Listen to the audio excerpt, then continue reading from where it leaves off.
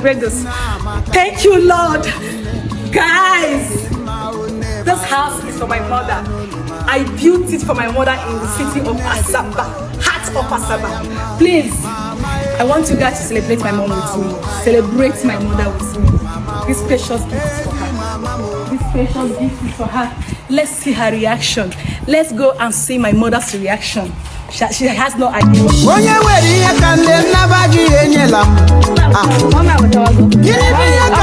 Guys, my mom's on her way. My mom. I beg.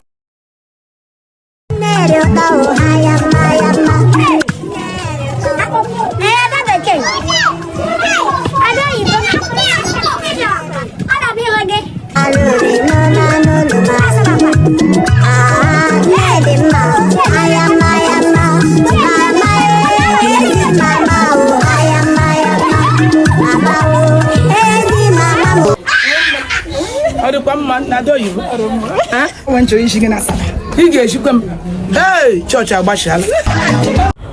My people, may we reap the fruit of our labor from our children and not inherit their property.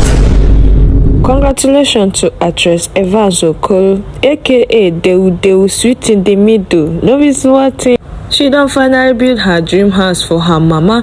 We all can recall last year when a girl insulted her mama.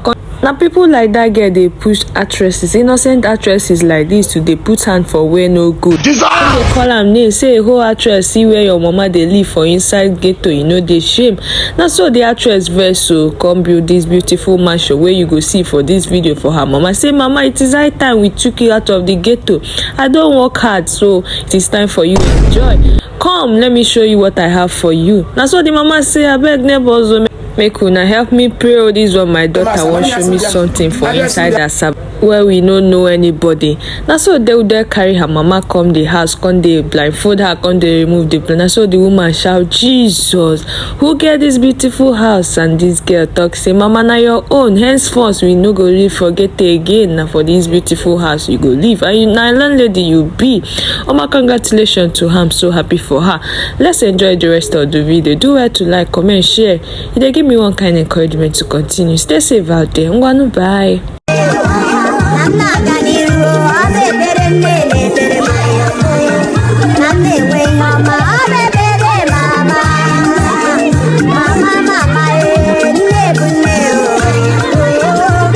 Mama, oh yo yo.